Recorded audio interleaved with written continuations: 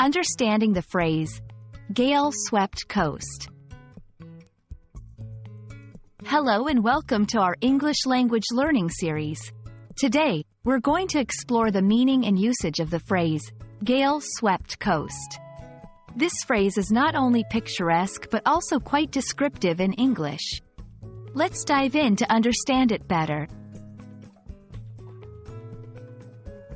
Gale-swept coast consists of two main components, gale and swept coast. Gale. This refers to a very strong wind, typically used in nautical contexts. It's more intense than a breeze but not as destructive as a storm. Swept coast. This part of the phrase describes a coastline or coastal area.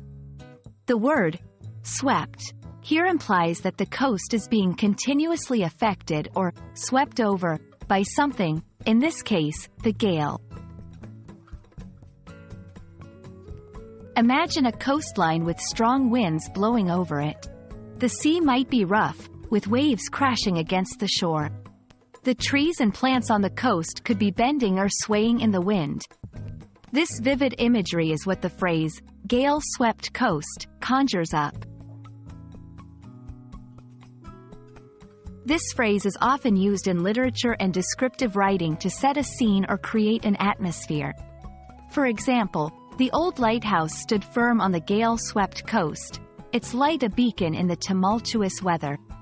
They walked along the gale-swept coast, the wind howling around them, adding a sense of adventure to their journey.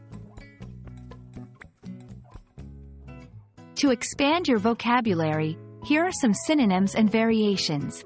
Wind-battered coast, storm-lashed shoreline, tempest-tossed coast. Each of these phrases offers a slightly different nuance but conveys a similar overall image. I hope this video has helped you understand the phrase, gale-swept coast, better. It's a wonderful example of how English can paint pictures with words, adding depth and emotion to descriptions. Happy learning, and see you in our next video.